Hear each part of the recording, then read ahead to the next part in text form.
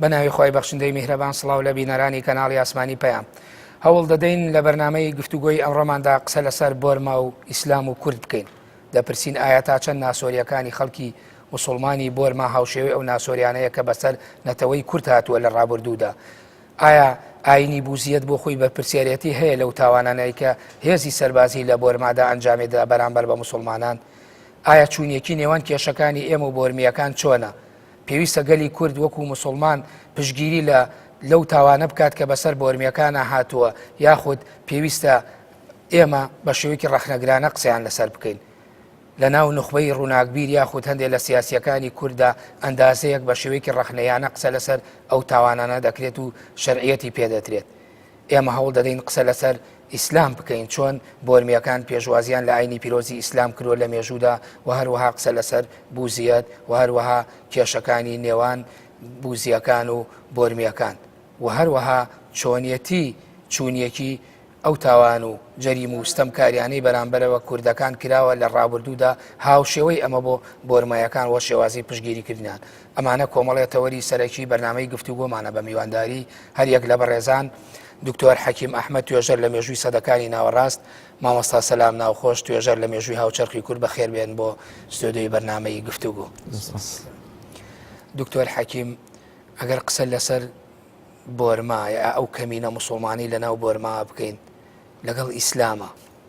یعنی بڵی بۆرما و ئیسلام چۆن قسە لەسەرەکرێت وەکو سەرەتایەکی مێژووی؟ بەناوی خۆی گەورە میهرەبان، سەرەتا پێویستە هاوخەمی خۆمان دەربڕین بەرامبەر موسڵمانانی بۆرما بەهۆی ئەو قەسابخانە و ئەو دڕندەتی کە بەرامبەریان ئەنجام دەدرێ لە دەربەدرکردن و لە خوێن ڕێژتنیان و سوکاتی پێکردنیان بە هەموو شێوەیەکی نامرۆڤانە. سەبارەت بە گەیشتنی ئاینی ئیسلام بۆ بۆرما دیارە لە سەرچاو مێژوویەکاندا ئیشارەتی جیاواز هەیە، بەڵام ئەوەی کە زیاتر نزیکە لە ڕاستیەوە پێدەچێت کە لە سەدەی دووەمی کۆچی لە سەردەمی عەباسیەکان بە تەحەدی تریش بە کوباز دەکرێت سەردەمی خەلیفە هاڕون ڕەشید بەهۆی بوونی هاتوچۆی بازرگانی و پەیوەندی بازرگانی لە نێوان بازرگانانی موسڵمان و بازرگانانی نیمچە دوورگەی هیندی، خەڵکی بۆرما دانیشتوانی بۆرما ئیسلامیان ناسیوە و باز دەکرێت کە بەهۆی ڕووداوێکی بڵێن بەحری ئوسوڵی یاخود ئەشکەشتیگەلی موسڵمانان لە ساڵی 1970 تووشی خۆی دەدا لە بەردێکی گەورە لە کناراوەکانی بۆرما لە محیطی هیندی، وا دەکا کە تێک بشتێ ئوسوڵەکان و موسڵمان بازرگانەکانیش خۆیان ڕزگار بکەن و بپەڕنەوە ئەو بەری کەنار. دواتر ئەو گەیشتیان لەلایەکەوە خێری ئەوەی ترا بوو کە ئاینی ئیسلام بگێنن بەو خەڵکە، دەستیان کردووە بە ناساندنی ئاینی ئیسلام بۆ دانیشتوانی ناوچەکە. ئەوە سەرەتایەک بوو بۆ ئاشنابوون، هەرچەندە دوور نییە پێشتریش لە سەردەمی فتوحاتی ئیسلامی جۆرێک لە ئاشنایەتی پێدا بووبی لە نێوان موسڵمانەکان و لە نێوان دانیشتوانی ئەو ناوچانە کاتی گەیشتنی بڵێن موسڵمانەکان بۆ باشووری ڕۆژهەڵاتی ئاسیا. بە حکمی ئەوەی کە بۆرما هەوسونە لەگەڵ بڵێن هیند و چین و لاوس و بەنگلادیش ئەوە وای کردووە، ئەنی سینیش وای کردووەکە ئەگەری ئەو هەبێت کە جۆرێک لە ناسین یاخود هەرهیز نە بە بەرجویان کەوتووە کە ئاینێکی لەو شێوەدا هەیە، بەڵام ئەوەی کە وای کردووە کە بە شێوەیەکی دیار ئاینی ئیسلام تێدا بڵاو بێتەوە بوونی بازرگانانی موسڵمانە. لەسەر ئەم قسەی ئەخیرت، یعنی کاتی خۆشی ئەوەی کە دوو پرەنسیپە بوو لە ناو فتوحاتی ئیسلامیە یاخود گەیشتنی ئاینی پیرۆزی ئیسلام بە گەلانی ترێژ لە دوو ڕێگا و ڕێگایەکیان ڕێگای جەنگ و حاڵەتی عینوە و فتوحاتەوە بوو، ڕێگای تریان لە ڕێگەی بازرگانەکانەوە بوو، کەواتە ئەگەر بێت و بە ڕێگەی بازرگانی ئیسلام گەیشتوێتە بۆرما بە شێوەیەکی سلمی و ئاشتی خوازیانە پێشوازی لێکراوە. بەڵێ ڕاستی زۆر جار ئەو خاڵە دەوڕژێندرێت باز دەکرێت کە ئاینی ئیسلام بە زەبری شمشێ بڵاویتەوە لە هەموو شوێنێک بوونی زۆرینەی زۆری دانیشتوانی مەسەن ئەندونیسیا یاخود لە فیلیپین یاخود لە مالیزیا کە ینی ڕێژێکی ئێزگا زۆر مسلمانی تێدا هەیە وە لە هیندستان دەبینین کە بەشێکی زۆربەی هەرە زۆری ئەو مسلم ئەو خەڵکانیوێ لە ڕێگەی بازرگانیەوە لە ڕێگەی ئاشتیەوە هاتوونە سەر ئاینی بوونەتە مسلمان یعنی هۆکار دەتوانین بڵین هۆکاری سەرەکی بڵاوبوونەوەی یاخود گەیشتنی ئاینی ئیسلام بۆ قبولکردنی لەلایەن ئەو دانیشتوانانەوە دەگەڕێتەوە بۆ چەند هۆکارێک هۆکار یەکەم پەیوەندی هەیە بە سروشتی ئاینی ئیسلامە کە ینی لە ڕووی فتڕیەوە هەستپێکردنی و تێگەیشتنی ئاسانە و لەگەر سروشتی ئادەمیزاد دەگونجێ بەبێ هیچ تعقیداتی فەلسەفی و ئاڵۆزیە کە ببێتە بەربەست لە پێناو تێگەیشتن وەکو لە هەندێک لە ئاینەکان زۆر بە ئاینەکاندا هەیە خاڵێکی تر دەگەڕێتەوە بۆ شێوازی مامەڵەی بازرگانەکان لەگەڵ دانیشتوانی ئەو ناوچەی کە پێگەیشتون سیر دەکەین مەسەڵەن ئەو بازرگانانە بەهۆی ڕاستگۆیان دڵسۆزیان دەستپاچیان وایان کردووە کە خەڵکەکە سەرنجی خەڵکە بۆ ینی بەهۆی شێوازی مامەڵەی بانخوازی بازرگانەکانەوە وانە جۆرێک بووە لە داوە لە دەرەنجام هەر بەڵێ ئەوەی لێ خوێنراوەتەوە چکە کەسی بازرگانی مسلمان تەنها هەستی بەوە نەکردووە کە بۆ بەرژەوەندێکی بازرگانی ئابووری دەچێ بەڵکو هەمان کات دەهستی کردووە کە پەیامێکی هەیە دەیەوێ بیگەێنی ئەوە خاڵێکی زۆر جەوهەریە کە بوویتە هۆی بڵاوبوونەوەی ئاینی ئیسلام لە ڕێگەی ئەو تەعاملە دەتوانین بڵێن بە پێچەوانی زۆربەی بزاوی بازرگانی ئەوڕۆ دەبینی کە بازرگانەکە وێنەیەکی خراپ پیشانی گەلانی دیکەی غێر مسلمان دەدەن و خەڵک لەوا دەکە لە ئاینی ئیسلام دوورکەوێتە نەک نزیک بیتەوە بەڵام لە سەدەکانی پێشوودا پێچەوانەوە بووە ئەوە بۆتە هەندەر ئەو مامەڵەکردنە ئەو معاملە باشە ئەو خولوقە ئەو ڕەوشت و ئاکارانە وای کردووە کە خەڵک بێنە ناو ئاینی ئیسلام سپاس دکتۆر مامۆستا سەلام بەپێ ئەو بۆ چوونانەی مامۆستاوێک ئەو سەردەمێژووی هێنا باسیکەری ئاینی پیرۆزی ئیسلام لە ڕێگەی کاروانە بازرگانیەکانەوە بە ڕێگەی ئاشتی و خەڵک خۆی قبوڵی کردووە لەو ناوچانە ئەی بۆ لە کاتێکە کە دوو ئاینی جیاوازەوێ و قبول یەکەن جەنگ دروسە بێ کوشتار دروسە بێ قەتڵ و عام و قەسابخانە ینی ئەمە لە پای چی بەناوخوای گەورە بەڕاستی لە ڕۆژهەڵاتی ئاسیا پاشەبوونی با بڵێن دەڤەرێک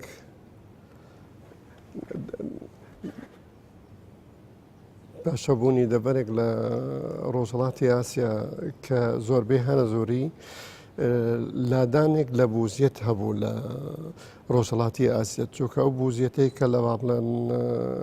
تاحتی دەکرێت کەی بووە کاتەکەم لادانە ئەم لادانە زیاتر لە سەدەی هەفتەمەوە ڕوویداوە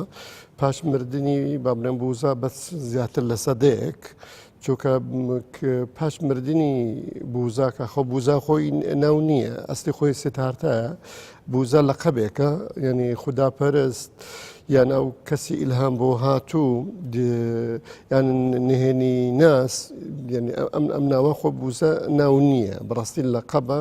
لە ناوی خۆی کەسەکە ناوی ستارتایە ئەوەی کە پاش مردنی ئەم کەسە سەرەتا بە دوو قۆناغ وا بڵێن ویستی خۆی تاقی بکاتەوە چووکە لە هیندستان هندۆسیەکان بە تایبەتیش بەراهیمەکان جۆرێک لە چینایەتی هەبوو لە بینی با بڵێن کەسانی خانەدان و کەسانی هەژار ئەم ستارتای خۆی لە خێزانێکی بنەماڵەیی بوو دەوڵەمەند بوو نەی دەزانی لە دەروەی کۆشک چی هەیە بەڵام کە تەمەنی گەیشتە 90 ساڵی بۆی ئەمە تاقی بکاتەوە خۆی بڕیاری ئەوەیدا زۆرێک لە ڕەبەنیەت لە ژیانی خۆیدا پیادە بکات دوورکەوێتەوە لە هەموو شتێک بۆ ماوەی نزیکەی 8 ساڵ لە کۆمەلگا دوورکەوتەوە کە با بڵێن بۆی ببێتە وەڵامێک بۆ هندۆسیەکان بۆ بەڕاهیمەکان کە با بڵێن دەتوانێت بەم ڕێگا بگات بە خۆشبەختیەک کەوەی چاوەڕێ دەکرد خۆی برسی کرد خۆی گۆشە گیر کرد هەموو ئەو شانەی کرد بەڵام بینی بەمە چارەسەر نابێت یعنی ئەو کێشەی کە ئەو دەیەوێ بە دوای خۆشبەختی بگەڕێت دوای کامەنانی بگەڕێ بەڕاستی ئەمە بەم ڕێگا چارەسەر ناکرد جارێکی گەڕاوە کۆشک بۆ لە تەمەنێکی 35 ساڵی ئەم جارە لە دارستانێک بە ناوی ئۆروەڵا لەوێ لە دیاردارێک دانیشت ئەم دارە ئێستا لە بوزیێتە مقدسە یعنی لای چۆن خاص لە لای کریسچیانەکان مقدسە ئەم دارش بۆتە مقدسێک لەوێەوە بوو زیاد سەری هەڵدات چونکە لەوێن دەربیری کردەوە جۆرێک هەیە لە پێی دەگوترێت نێرڤانی ینی بابڵێن قەدەغەکردنی ئارەزوەکان دژوەستان بەرامبەر ئارەزوەکان ئەم بابڵێن ئەسلی بوزیەت لەوە دروست بوو لە ڕێگەی بابڵێن قبول نەکردنی ئاینی تر یعنی ئەوە هەینی کە لە هندستان هەبوو کە هندۆسیەکان تێدا بەدیلی ئاینی ئەمە لەوە دروست بوو کە وەک بەدیلێکی بۆ ئاینی چۆکە ئەم بوزیە نکۆلی لە هەموو شتێک دەکرد کە بابن بۆنی چینایەتی لێ بێت بۆنی بابنە کوشتنی مرۆڤی لێ بێت بۆنی خانەدانی و چەپساوی ئەوانێ دیویست هەموو مرۆڤەکان ئەوەی لە کۆشکن ئەوەی گەدان هەموو پێکەوە بژین بەڵام لە هندۆسیێتە ئەمان نەبوو کە باش بابلە مردنی ئەم کەسە سێتارتە دوو جۆری تێگەیشتن لە بوزا دروست بوو تێگەیشتنێک ئەوانەی کە بەیان دەگوت باشووری هند لە باشووری هند باوەڕیان وا بوو کە ڕاستە خوددا نییە لەم ئاینەی بابلێن بوزیەتە خوددا وجودی نییە لە لایوان پێغەمبەریش نییە بەڵکو ڕیفۆرمێکی بابلێن ڕیفۆرمخوازێکی کۆمەلایەتی هەیە ئەوان بوزیان دەبینیان سێتارتیان وەک مرۆڤێک دەبینی بەڵام ئەوانی بۆرما و سین و خوارەوەی برێن باکووری هند بە جۆرێک تەمەشای دەگوت کە سێتارتا باسی خودای نەکردووە خۆی خوددا بووە یعنی ئەوان بابلن ئەوانی ئێستا چوە من دەمانەوە کە قسەی لەسەر بکەین ئەو بوزیانەی کە لە بۆرما هەن جیاوازن لەو بوزیانەی کە لە هندستانە هەن ئەوانە بابلێن لادەرێک بوون لە بوزیەتە ئەمە وای کرد ئەکرێ بڵێن ینی ئەم تاوانانەی کە ئەنجامیان بەرامبەر بەو کەمینە مسلمانەی لە بۆرمایە میانمار هەیە یعنی ئەمە بۆ خۆی هەڵقوڵاوی ئەو لادانەیە یاخود پێچەوانەی تەنانەت پرەنسیپ و بنەماکانی ئاینی بوزیەتە کە بەڕێز شێهێمات بۆ کرد پرسیبەکانی بوزیەتەوەی بابرن لە نقطەی ئەساسی ئەمەیە نەکوشتن نابیت تۆ بۆ مرۆڤێک بکوشی گیان لە بەرێک بکوشیت بەڵام ئەوەی کە ئێستا لە بۆرما ڕوودەدات یەکسەر پێچەوانەی بابرین پرانسیپەکانی بوزیەتە ینی کۆتا خاڵیشی هەموو کێشەکان دەبی بە ئاشتەوایی چارەسەر بکرێن بەڵام بەداخەوە ئەوەی ئێستا لە بۆرما ڕوودەدات هەر هەمووی پێچەوانە مەبەستەکەی من ئەوەیە ئەو بۆرمە ئەو بوزیەتەی کە لە بۆرما هەیە تەواو پێچەوانی پرانسیپەکانی بوزیەتە کە سیدهارتە دایمەزراند بوو چونکە ئەو گرنگی زۆر بەوە دەدات کە مرۆڤ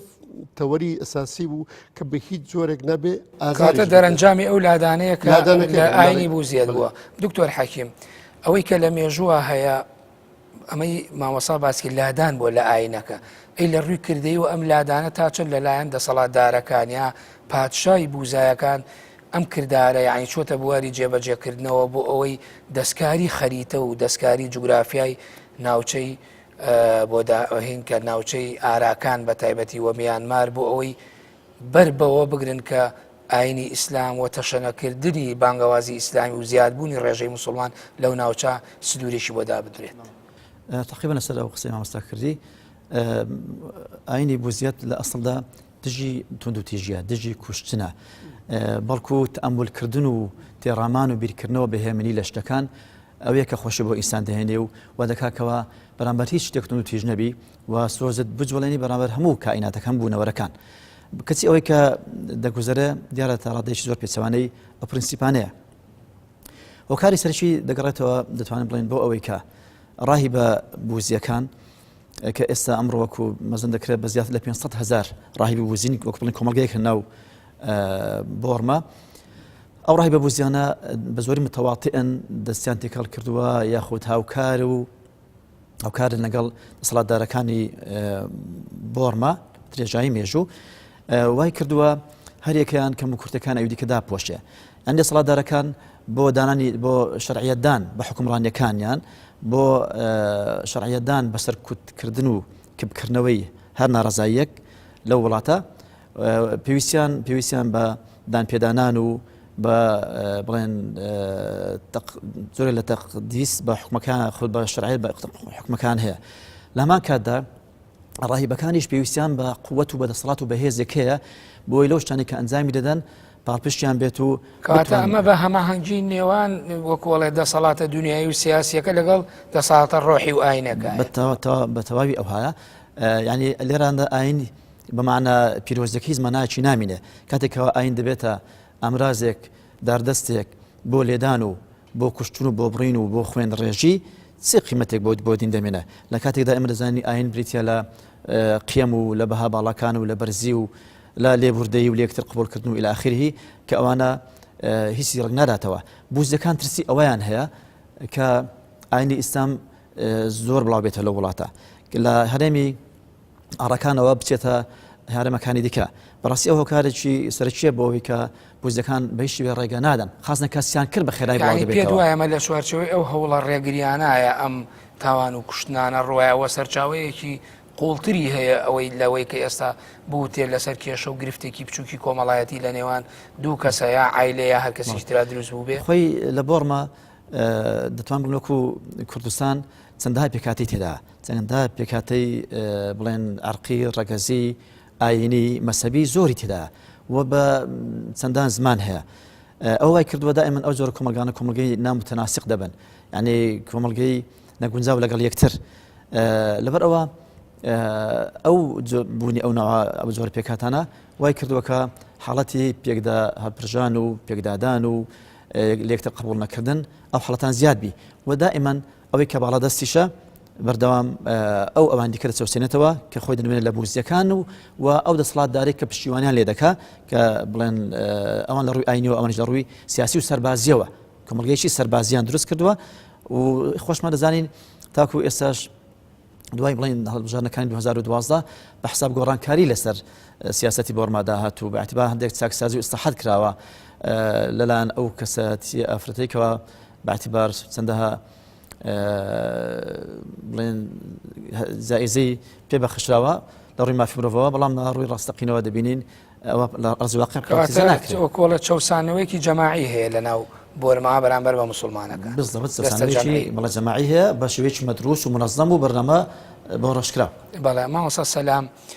ئێوە زۆر جار لەو توێژینەوەکانتانە کە ئەبینین باسی کێشەی کورد و ناسۆریەکان و نەهامەتیەکانتان کرد کە بەدەستی ڕژێمەکانی عێراق بە تایبەتی ئەوەی لە ماوەی 35 ساڵی دەسەڵاتی سەدام حوسێنە بەرامبەر بەم نەتەوەی پیادە کرا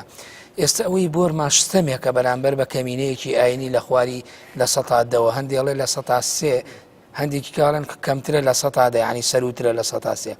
یعنی تا چەند چوونیەکی لە نێوان ئەم چەوسانەواندا هەیە واتە ستەمدیدەیی کورد لەگەڵ ستەمدیدەیی گەلێکی مسلمانی کەمینەی بۆرما خاڵە هاوبەشەکانیان لە کامەدایە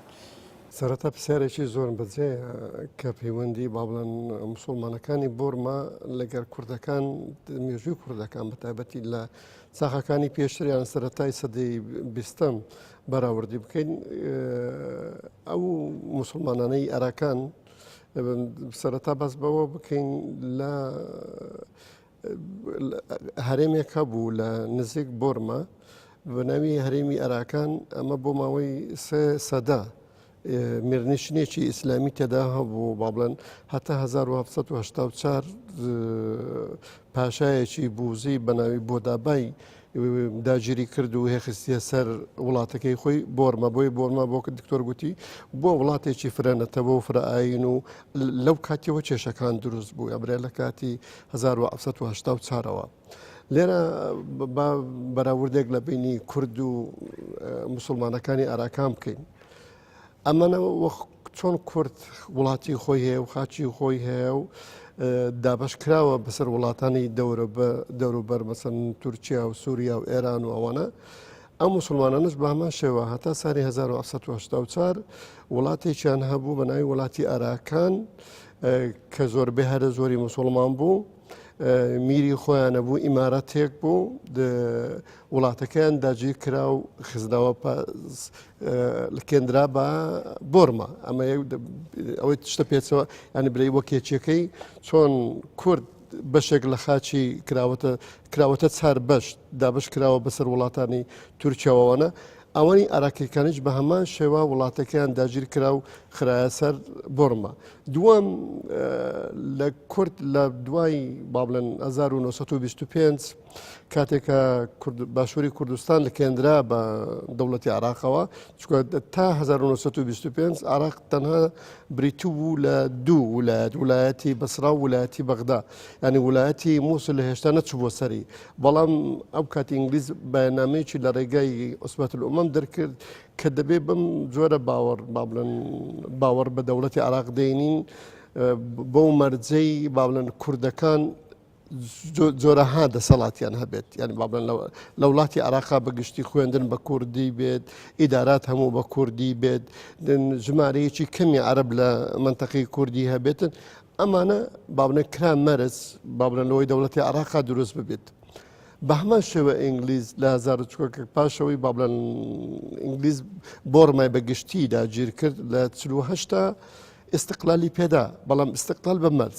بە مەرزەکە بەڵێن فرئاینی هەبێت لە بۆرمە یعنی هەموو نەتەوەکان هەموو ئاینەکان ئازادیان هەبێت بەوەی ممارەسەی ئاینی خۆیان بکەن بەڵام چۆن کورد هیچی پێ نەکرا بچوو لە دەوڵەتی عراقە کە باڵێن کەمینیەکی سنی بە پاڵپشتی ئینگلیز هیچ مافێکی کوردی بەڕەوان نەبینی و هەموو شۆڕشەکانی کوردی لە شۆڕشی شێخ محەموودەوە هەتا بارزانیەکان و شۆڕشی ئەیلول و ئەوانە هەمووی لە ناو برد کەچی ئەمە پێشێلکردنی قراراتی 25 کە دەبێ ڕێز لە کورد بگیرێ و زمانی خۆی بەکاربێنە و لە بۆڕماش لە 48 بەوە استقلالی پێدرا لەلایەن ئینگلیزەوە کە باڵێن مسلمانەکان و غەیرە مسلمانەکان هەموو ئاینی خۆیان هەبێ بەڵام بەداخەوە هیچیان بێنە یەک نوقتەی تر لە ڕۆژاوای کوردستان دیارەدەیەکەیە لێسەندنەوەی ناسنامە ئێستا باڵێن بە جۆرێکی تکە مامەلێ لەگە دەکرێت گەنە ڕۆژاوای کوردستان حتا سەردەمانێکی نزیک پێش ئەو ڕاپەڕینەی سووریا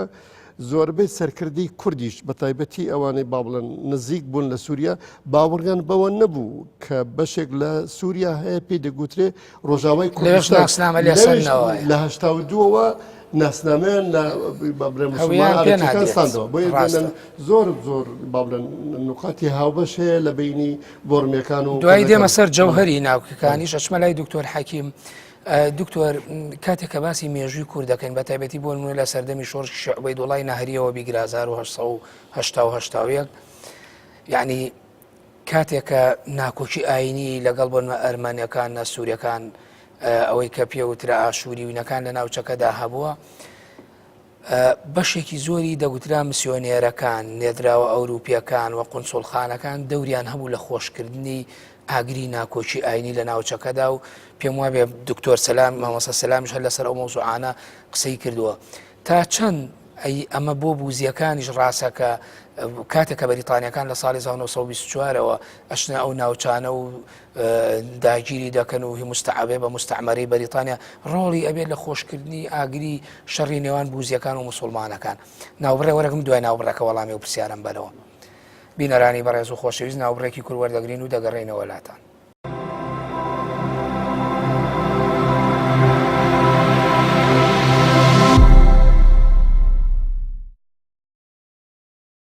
دووبارە سڵاو دکتۆر بەر لە ناوبڕەکە و پرسیارم کرد تا چەند ڕۆڵی خۆراوایەکان بە تایبەتی بەریتانیا وەکو ئەو نمونەی کوردم هێنایە و کاتی خۆی هاتن بۆ ئەم ناوچانە نێردراوەکان دەوریان لە خۆشکردنی ئاگری نێوان کوردێکی مسلمان لەگەڵ کەسێکی مەسیحیە ئەرمەنیە کلدانیە ئاشووری هەر کەسێکی تر وایە ئەبینی کە بە بەڵگە و بە دیکۆمنتەوانە ساغە بووە ئایا ئەمە هەر بوو بوزیەکانیش ڕاستە لە ناوچەکە لەو کاتێکە بێ بە مستعمەری وڵاتێکی خۆراوایی بەڵێ دیارەکە یەکێک لە سفەتەکانی یاخود تایبەتمەندیەکانی ئیستعماری ئینگلیزی ئەوەیە کە لەنە هەر کۆمەڵگەیەکەوە فرانەتەوە و ئاین فرەمەسەبی هەڵبستێت بۆ بڵاوکردنەوەی ئاژاوە و یەکتر قبول نەکردن لە نێوان ئەو پێکاتانەدا لەژێر دروشمی فەڕق تەسوود و بتوانی تۆ کە سەربەربی و زاڵبی بەسەریاندا هەمان شێوە هەمان سیاسەت ڕاستە بەرامبەر بە مسلمانانی بۆڕما کە بەریتانیا بەرامبەر ئەوان کردی بۆ نمونە هەندێک لەو سیاسەتانەی کە پەیڕەوی کرد بەریتانیا لە بۆڕما بریتی بوو لە دەرکردنی مسلمانەکان لە پلە و پۆستە ئیداریەکانی ئەو وڵاتە و دانانی بوزەکان لە جێگەی ئەوان بۆی کەوا دوژمناتی لە ناوان ئەو دوو پێکاتەیە زیاد بێ هەروەها گرتن و قۆڵبەستکردنی کەساتیە دیارەکانی یاخود جوهەکان و سەرکردەکانی مسلمانەکان هەروەها مستەدەڕەکردن و دەست بەسەراگرتنی سەروەت و سامانی مسلمانەکان هەروەها داخستنی قوتابخانە و پەیمانگە شەرعیەکان ئەوانە هەر هەمووی ینی بەشێک بوون لەو سیاسەتەی کەەوە بریتانەکان پێڕێویان دەکرد دیاری بەریتانیەکان بۆ مسلمانەکان بەڵێ ئەوە بوو تا ئەو ڕادەیە لە ساڵی 1942 ینی تونوتێژی وا لە نێوان هەردوو لا بورزەکان و مسلمانەکان ڕوویدا بۆ هۆی کوژرانی 100,000 مسلمان لە ڕێگەی تونوتێژەکان نێوان ئەو دوو پێکاتەیە واتە بوونی ئەو دوژمناتیە بەشێکی دەگەڕێتەوە بۆ دەست لە پشدانی ئینگلیزەکان و خۆشکردنی ئاگری ناکۆچینەوان ئەو دوولانە وا بکاکەوە بورزەکان غیری خوان قبول نەکەن و بۆ شێوازە ڕفتار بکەن کاتێکەوە ینی بیئەکان بۆ دەرخسێنرێ بۆ دەگوزێنرێ و پشتگیرێکیانەیە هەم لە حکوومەتی خوان و هەم لە حکوومەتی بڵێن لە ئینگلیزەکان بە تایبەتی وەسەرکردە بورزەکانیش دەوانە لە ڕێژکێشەوە ئەکرێ بڵێن بە کۆڵۆنی مستعمەرەکردنی هەر ناوچەیەک لەلایەن هێزە خۆراوەکان وەکە نمونەی پێشێنامەوە بۆ خۆی دەرەنجامەکانی ئەم جۆرە لێکەوتانەی لێ دروستە بێت بەدڵنیاییەوە لەبەر ئەوەی ئەو داگیرکارانە هیچ شتێک لە بەرچاو ناگرن هیچ پرسیبەکی ئەخلاقی بەرچاو ناگرن جگە لە بەدەستێنانی بەرژەوەندەکانی ئەمە لە ڕابردووە بۆ ئێمەش هەر ڕاست بوو ئەوەی وەک ئەو نمونانەی هێنامەوە لە کاتی خۆی کە قونسوڵخانە و نێدرا و میسیۆنێرە ئەوروپیەکانە هاتنە ناوچەکە بەردەوام ئەو نێدراوانە ئەو مبەشیرانە کاتونەتە کوردستانیش ئەو دەورەیان دیتە بە شێوەیەک لە شێوەکان ڕاستەخۆیان ناڕاستەخۆ خزمەتی بەرژەوەندی وڵاتەکانی خوان کردووە بەڵکو ڕاست پێدراون بۆ دیتنی ئەو جۆرە ڕۆڵە مامۆستا سەلام زۆر جار ئەوانی کە بە خۆیان ئەڵێن نخبەی ڕووناکبیریە هەندێک نخبەی سیاسی و تەنانە لە ئاسی میدیاییشدا لە کوردستان ئەندازەیەک نیشانەی پرسیار ئەخەنە سەرەوەی کە ئەمە تەنها بوزیەکان نییە جەلاد بن و مسلمانەکانیش قوربانی بەڵکو دێن لە بایەخی ئەو ستەمدیدەیە کەمەکەنەوە کە بەسەر مسلمانەکان هاتووە بە بڕای تۆ ئەمە لە ناو ناوەندی بەناو ڕووناکبیر و ڕۆشنبیری کوردیدا ئەگوزارێ لە کووە سەرچاوی گرتووە بۆچی ئەبێ کاتێک کە میلەتێ بە بەرچاوی عالەمەوە ئەسووتێنرێت ئابم شێوەیە یعنی پشگیری ئەوە بکرێت کە یا شەرعیەت بدرێ بەوەی کە ئەو سووتانە کاتیا خودت ئەو چەسانەوەی ئەنجامەدات. زۆر بەداخەوە بەڵام لێرە بە پرسیارەکە پێچەوانە بکەینەوە ئەگەر ئەوەی کە بەسەر ئاراچیەکان دێت ئەگەر ئاراچیەکان بوزی بانە مسلمان وای لێکردبانە ئایا هەموو دام و دەستگەکانی با بڵێن ڕۆژهەڵات لە ناویشانە کوردستان هەر هەموو بەشان و باڵی با بڵێن چەساوی بوزیەکانیاندا دەگوت هەرچی لەوانێت چۆن ئەوەی کە با بڵێن کە لە کوردستان ڕوویدا داعشی نەگریسی کاتێک کە با بڵێن سنجاری گرت زۆر لە کوردی مسلمان خۆی کردە یەزیدی کەچی یەزیدی دینێکە دینێکی بنەماڵەییە ینی تۆ دایک و باوکو یەزیدی نەبیت تۆ ناتوانانی ببیە یەزیدی بەڵام ئامادە بوو واز لە مسلمانێتێکی خۆی بێنێ ببێتە ئێزیدی بۆ دەربڕینی چەپسا بڵێن ستەمدیدەی بەرامبەر بە یەزیدەکان بەڵام بەداخۆ ئێستاگە بەڵام ئاراچیەکان ئەگەر بوزی بانە مسلمانەکان وایان بەسەر بینابە ئەم بێدەنجێ دروست دەبوو بێکومان نەخێت بەڵام ئەو نخبە ڕووناکبیری هەر لە سەردەمی شێخەوە ئەو کارەسەتانی کە بەسەر شێخیانداینە بەسەر شێخ محمودیانداینە و نیان هێش دەوڵەتی کوردی لەسەر دەستی شێخ دروست بێت ئەمان دەورێکی سوورسەرێکیان هەبوو بە بڵێن لەشکاندنی ئەم بزوتنەوەی کە شێخ پێستا بوو بەڵام لە هەمووی سیرتر کاتی کە شێخ شکا شێخ نمە زۆربەی ئەو نخبەویانە بوونە وەزیر و مدیر عام لە دەوڵەتی عراقیە یعنی نمونەمان زۆرە بەرناوی کەسەکان ناوی کەسیان نایەنین لێرە من لە نخبەویەکان دەپرسم جارێ ستەمێک هاوشانی ستەمی بوزیەکان کە لە ئاراچەکان دەیکەنەوە کەمکردنەوەی ژمارەی بابرێن ئاراچەکانە لە بۆرمە لە زۆربەی سەرچاوەکان تەمەشادێکی لەو تەلەڤزیۆنانەی کە لە هەرێم هەن نسبیان بە سەتا 4 دەدنن کەچی لە زۆربەی سەرچاوەکانی تر ئاماژان پێ دەکرێت نسبی 15 تا 20 وڵاتی بۆرمە پێک دێنن ئەنی بۆی نەکە تۆ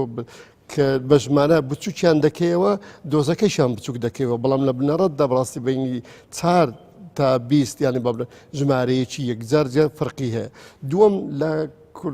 من پسەرێک لە فێمینیستەکانی کوردەکەم. فێمینیستی لەسەر ئاستی دنیاە هەمووی با بڵێن ئەگەر ئافرەتێک لە ئینگلستان لە سوید لە کوردستان لە عراق لە کوێت لە هەر شتێکی بەرامبەر تونندوتیژێکی بەرامبەر کرا تۆ دەبێ وەک فێمینیستێک هەلوێستی خۆتە بێت. منیان دەپرسم هەلوێستی ئەو فێمینیستانەی کورد لەکوێیە کە کاتێ ئەم شتانە بەسەر ژنەکانی ئاراچیەکان دێت حتا دەگاتە ڕادەی ئیختیساب، یعنی کوشتن بە ژمارەیەکی زۆر. ئایا ئەوان لە کوێن لە جوانەکانیش بە بەرچاوی ڕای گشتی و نمایشەکە لە تەلەڤیزیۆنەکانی هەرێم چوو لەسەر سنوور هەمووی وێنە گرتووە، یعنی هەموو خەڵگەی بێنێ نایچی ئەمە دروی تێدا نیە، یعنی بەر ئەو کارەساتی بەسەر ئەم برادرانە دێ ئاراچەکان دێت هیچ فێلێکی سینەمایی نییە و خەڵک هەموو بەچوی خۆی دەیبینێ. دووەمیش با بڵێن من لە منداڵ پارێزانی کورد دەپرسم ئەوانەی دایمەن بە پەرۆشەوە باسی ڕەوشی منداڵی کورد دەکەن، مافی منداڵی کورد دەکەن، ئایا ڕەوشی منداڵەکانی ئاراچیەکان کە هەمویان لەو ڕێگایە با بڵێن تاقەتی ئەوان نییە بە ڕێگاوە بڕون لە ڕێگا دەمرن و وەک چۆن ئێمە لە نۆتویەک چیمان بەسەر هات لە دەست ڕژێمی سەدام، ئەوانە زۆر خراپتریشیان بەسەر دێن لەم ڕێگەوە. لیان دەپرسم ئەم منداڵ پارێزانە لە کوێن؟ ئەن ئەوانەی باسی مافی منداڵ دەکەن، ئایا ئەمن ئەم منداڵانە ئینسان نین؟ زۆر پێی سەیرەکە با بڵێن لە خەلاتی نۆبل بە کەسێکی دیکتاتۆری و ئەوئینسان سوشی دەدرێت لەسەر چی ئەخ بنەزم خەلاتی چی خەلاتی ئاشتی، خەلاتی ئاشتی بە کەسێک دەدرێت کە قەتڵامی ئەمڕۆ من دەچمەوە سەر ئەو پرسیارە جەوەری کە لە وەڵامەکەی پێشتاوتم دواتر لە ڕووی جەوهەری و بازە چوونێکی کێشەکانەکەین کەواتە بۆ پشگیری بۆ چوونەکانی تۆ ئەوەی کە بوزیەکان بەرامبەر بە مسلمان ئەنجامێدەن و ئێمەش ئەوەی کە بەرامبەرمان ئەنجام درراوە لە ڕووی معانات و ناسۆریەکانەوە ئێمە چوونیەکین دەبووە سەر ڕێکخراوەکانی ئێمە مادام کێشەکانمان یەک کێشەبێک کە بریتی بێ لە کێشەی چەسانەوەی تر ئیتنی بێ ئاینی بێ مەزەبیە گرنگ جەوهەری کێشەکە چەسانەوەیە دەکرا یا دەبوو زووتر یعنی وەکو بەڕێستەڵی مناڵ پارێزە فێمینیستە ڕایگەشتیە نخبەی ڕووناکبیرە سیاسیەکانت دەبوو زووتر بەهاتناتە دەنگ و بەیان نامە بەشداریکردن لە خۆپشاندانەکان و ناڕەزایەتەکان بۆ پشگیری بۆرمەکان ئەنجام بدرێت. پۆستێکم نووسی پێش هەموو کەس دەبی بە لەم کاتە بە تایبێت لەم کاتە کە بەدەنگ کات باە بەدەم ئەم سیستەمەوە سەرۆکایەتی هەرێم بوو. سەرۆکایەتی هەرێم ئێستا هەرێمێکە دەیەوێت لە دەوڵەتێک جابێتەوە. ئەم دەوڵەتی کە بە ستەم دروست کراوە ئەم ئاراچیانە نەداوای جابوونەوە دەکەن، بەڵام ستەم لێکراوی هەرێمێکن کەواتە لەم کاتەدا سەرۆکایەتی هەرێم دەبا وەک با بڵێن نیشاندانی کە بڵێن هەرێمێک دەبێتە دەوڵەتێک دەبێت پێشی هەر وڵاتێکی ئەوروپی یان شەرق ئەوسەتی بڕاستی ئیدانی ئەم کاری کرد بە چونکە ئەوەی کە نقطەیەکی تر ئەوەی بەسەر ئەماراچێگەنە دێت زۆر نزیکە لەوەی بەسەر کوردەکان دااتوە لەم ڕێگە ئەمەش سەرۆکاتی هەرێم دەبا بەڕاستی ئیدانی ئەم ئەو کاری ڕسوا کرد بەیان لە دوو خاڵەوە هەم لە ڕووی کە هەرێمی بابلێن هەمیش لە ڕووی بابلێن ئەو ستەمەی کە لە ئاراچەکان دەکرێت خۆی لە کوردیش کرابووینەوەی نوێ بزانێتن ئێمەش وەک ئەوانە لە ڕۆژگارێکدا زۆر خراپتریشمان بسەراتوە کاتێ لە زیلان 1930 کاتێ مسلمانەکانی کوردیان لە ئەشکەوتەکانە دەکوشت دەیانگوت لێگەڕێن ئەمانە کوردن یانێن مافی ژیانیان نییە بۆیش ئێستا زۆربەی ڕاگاندنەکان وا دەڵێن ئەمانە مسلمانن مافی ژیانیان نییە. بەڵە کەواتەمە هەر خاڵێکی بەهێزی شەبوو وەسەر بۆ هەرێمی کوردستان و بۆ کورد کە پشگیری ستەمدیدەی کەمینەیەکی مسلمانی چەساوە بکە. دکتۆر حەکیم ئەمەی مامۆستا سەلام بگوازمەوە بۆ لایەنە عامە مێژوویەکەی ئێمە بینین لە مێژووە کاتێک کە سیرەکەی ئەو ڕێکخراوانەی کە دروست بووە کۆمەڵی گەلان عاسبەت الئومەم لە 1990 و دواتر لە ناوەڕاستی چیلەکانی سەدەی ڕابرد و UN یانەتەوە یەکگرتوەکان دروستێ بەشێکی زۆری لە پێناوی لە دروشمەکانە هەڵبەت کەمکردنەوەی چەسانە و ستەمینەتەوەی و ستەمی مەزەبی و ئاینی و ستەمی داگیرکاری و سنووردان بۆ خۆپڕچەکردنی وڵاتە زلهێزەکان کە گەورەکان بچووکەکانیان قوتیان لەم پێناوانە دروست بوو بۆ ئەمە نەیتوانی و ئەم کەمینە مسلمانەی بۆرمە لە شوێنێکایە یعنی بتوانێت داکۆچیان لە ئاسی پێویستە لێ بکاوە لە ئاستێک کابێکەلانی کەم سنوورێک دابنێ بۆ ئەو چەسانەوانەی کە کردوانە هەروەک ئێمەی کوردیش کە ئێمە باسی کورد و بۆرمیەکانەکەین ئەو گلەیەمان زۆرجار لە UN بۆ کە لە ئاسی پێویستە ڕاستە قەرارێکی دانا لە ساڵانی نەوەتەکانە بۆەوەی کە ناوچێکی دژە فڕین لە کوردستان ناوێت بەڵام پێشتر هەموو جینۆساید و تاوانش بەرامبەرمان کراوە ئەندازەیە ئیدانەی نەکردوە سنووری بۆ دانەناو بۆ ئەی بەرامبەر بە کەمینەیەکی مسلمانی بۆرمی بێدەنگە ئەم نیشانەی پرسیارە ئەبێت لەسەر کام هۆکار لەو هۆکارانە دابنرێ کە UN و ڕێکخراوەکانی مافی مرۆڤ و ئەوانەی باسی ئینسان دۆستیەکەن لێی بێدەنگن بەر لەوەی وەڵامی ئەو پرسیارە بدەمەوە هەر تاقیبە لەسەر ئەو پرسیاری پێشوت بەڕاستی وابزانم سەرۆکات هەرێم ئیدانەی ئەوەی کرد ڕزای دەربڕی و ئەگەر تۆزیش بڵێن دواکەوتبی بەڵام کورد لەبەر ئەوەی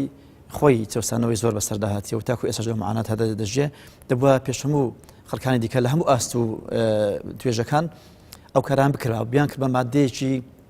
سڕ و دەوڵەمەند و چەوری میدیاکان بڕاستی کەرەستێکی ئەلامی گەورە بادبووە بەڕەوەی کەەوە هەماشت ئێمە بینیمان دەربەدەری و ئەوارەی و کۆسڕەوی و ئیلا ئاخرچی کە پێ دەگوترێ دژ بە مرۆڤاتی کرا لێرەدا مرۆڤاتی لەژێر پرسیاردایە ئایا ئەو کۆمەلگەی نێودەوڵەتی ئەو ڕێکخراوانی کە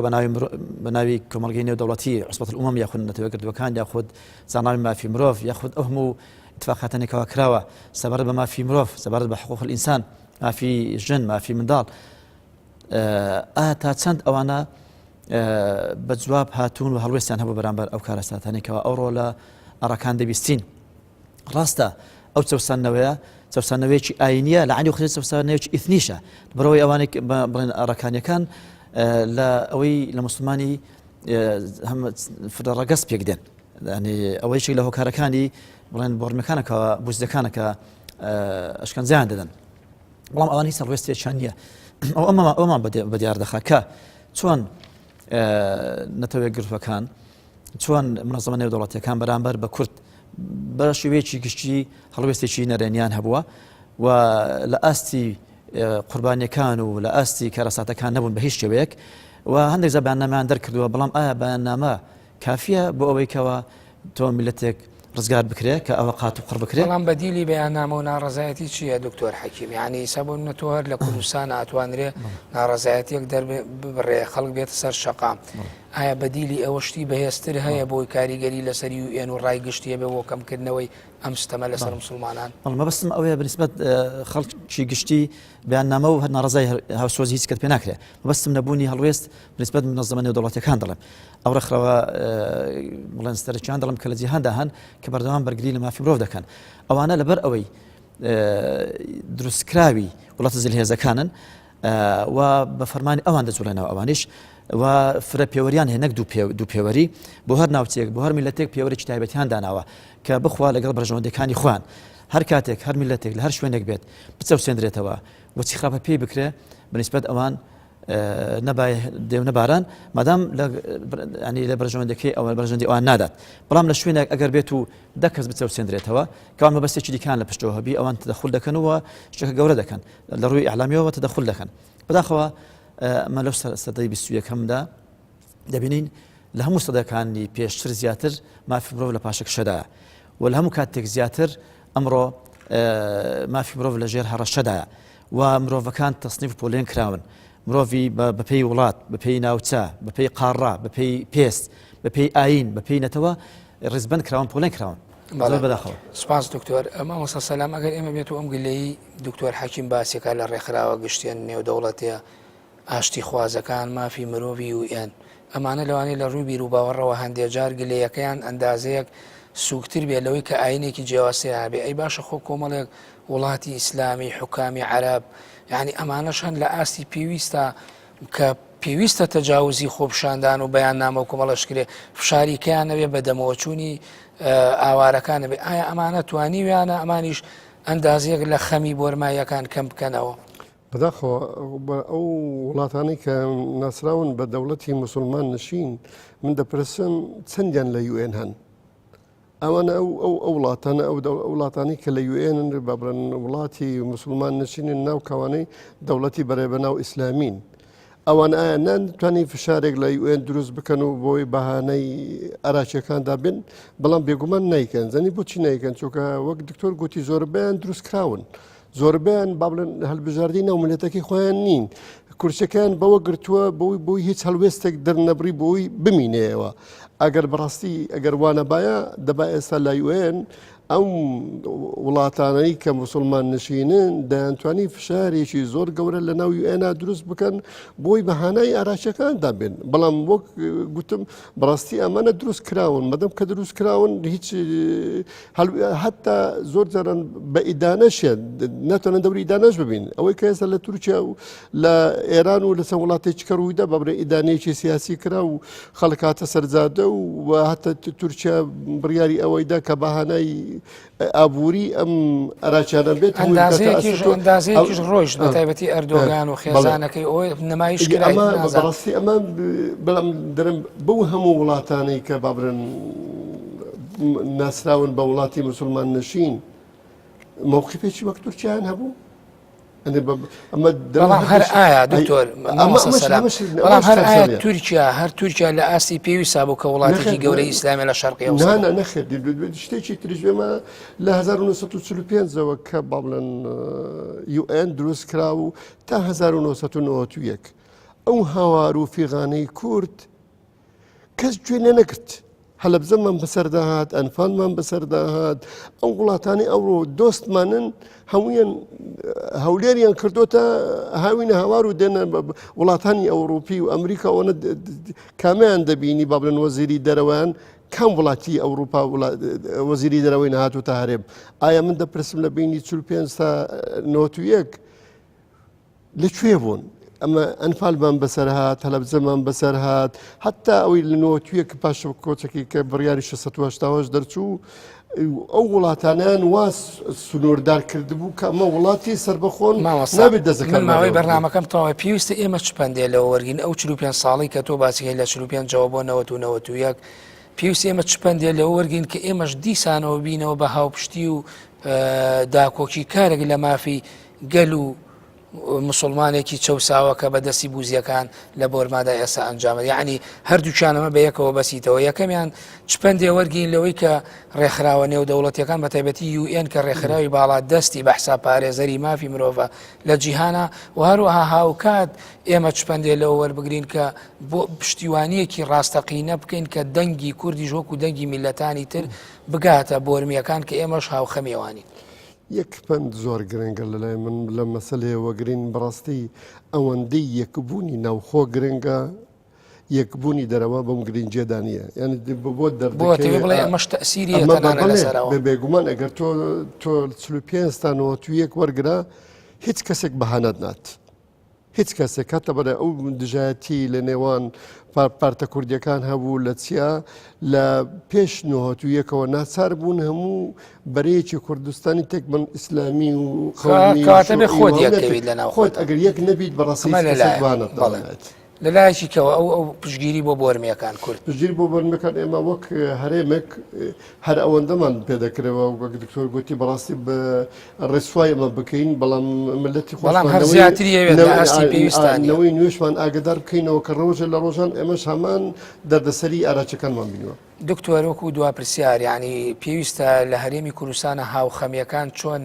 ئێمە ببینە بواری جێبەجێکردنەوە پراکتیزەکردنەوە تاواکو کوردی ژۆک و میلەت و یانەتەوەیەکی تری چەسا و ستەمدیدە ببینرێ بۆ پشگیریکردن لە بۆرمایەکان ئەگەر بڵێن لە ساڵەکانی بڵێن لە هەشتاکان و نەوەتەکان ئەوەی کە بەسەر کورد هات زۆر گەورە بوون لە ئەست بێدەنجی نێودەوڵەتی ئەگەر بڵێن ئەو وەختە جوێرە لە پاساو بدەین بڵێن لە ڕووی تەکنۆلۆژیاوە لە ڕووی گەیاندنی دەنگەکان وەکو ئێستانەوە ئەو سەردەم تەمان ئێستا زۆر پێشکەوتوترە خەڵی بەدەنجینوان وەرە وڵاتە زیاتەکە هەر ئاگدار بوون دەیانزانی بەڵام خەڵکی دیکە زۆری بێ ئاگا بوو بەڵام ئەمڕۆ على مرأى ومسمع العالم لەسەر پێچاوی هەموو دنیا وێنەکان دەگوازرێنەوە ڕاستەخۆ دەبینرێ بە زیندویی بەڵام لەگەڵ ئەوەشدا جیهان بێدەنگە لە ئەس ئەوان چۆن بەرامبەر ئێمە بێدەنگ بوو لە سەدەکە لە ڕابردوودا واتە هیچ نەتەوێک هیچ میلەتێک لە ڕۆژهەڵات ناتوانی هەست بە ئەمان بکە بە ئەمان ینی ڕۆژێ لە ڕۆژان معارەزەکەەوە ئەو زل هێزان زارشی دیکە بیان کەنە مادەیەک و بە قوربانیان بدەن پێناو ئەو شتانی کە بەرامبەر ئێمە بێدەنگ بوون ئەی پێویستە ئێمە چۆن بەرامبەر ستەم دیدەی بێدەنگ پێویستە ئێمە ستەم دیدەیمە زۆر دیتە ئێمە لە پێش هەموو میلەتانی دیکە هاوخەم بین هاوسۆز بین بەدەنگ بین و دەنجی خۆمان بەرزکەنەوە بەرامبەر هەموو دەسەڵاتدارێکی ستەمکاری زۆردار لە هەر ناوچەیەکی ڕووی زەمین. بەڵێ زۆر سپاس بۆ دکتۆر حەکیم ئەحمەد توێژەر لە مێژووی سەدەکانی ناوەڕاست سپاس بۆ مامۆستا سەلام ناوخۆش توێژەر لە مێژووی هاوچەرخی کورد دووبارە سپاستانەکەم بۆ ئابادەبوونتان لە بەرنامەی گفتوگۆمان. بینەرانی بەڕێز و خۆشەویست بم شێوەیەتمە کۆتایی گفتوگۆی ئەم جارە تا گفتوگۆیەکی تر بەخۆی گەورە و میهرەبانە دەست پێرم خواتان لەگەڵ کاتێکی خۆش بۆ هەموو لایەک.